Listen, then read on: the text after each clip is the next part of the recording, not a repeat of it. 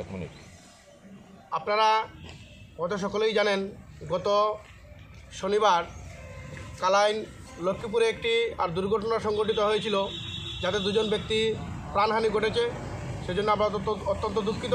সেই দুর্ঘটনার সংবাদ সংগ্রহ করতে গিয়ে আমাদের কাটিগড়া ওয়ার্কিং জার্নালিস্ট গিল্ডের 3 জন কর্মকর্তা, ইমাদুদ্দিন মজুমদার, সুপ্রিয় দত্ত এবং রফিক আহমেদ চৌধুরী, ওনারা নিগ্রহের শিকার হয়েছিলেন।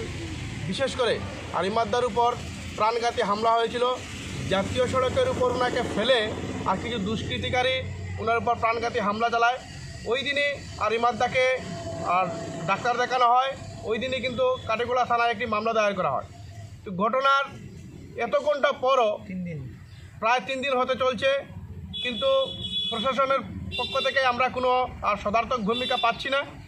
গতকাল আমরা কাছাড়ের মাননীয় জেলা পুলিশ সুপারের কাছে কাটিগড়ার ওসির মারফত একটি স্মারকপত্র প্রেরণ করেছিলাম যে যদি আজ অর্থাৎ সোমবার সকাল 10টার মধ্যে যদি আসামিকে গ্রেপ্তার করা না হয়, তাহলে আমরা ধরনায় বসব। আমাদের কথা কেউ কর্ণপাত করেননি, তাই আমরা বাধ্য হয়ে আজ কাটিগড়া থানা চত্বরেই আমরা ধরনায় বসেছি। আমাদের সঙ্গে অনেক দল সংগঠন এবং ব্যক্তিগতভাবে অনেকেই সহযোগিতা করেছেন বা করছেন। যতক্ষণ পর্যন্ত আমরা আমাদের ইমাদ্দার উপর যে আক্রমণ করেছে তাকে যদি ধরা না হয়, গ্রেফতার করা না হয়, আমাদের আন্দোলন চলবে। ধন্যবাদ।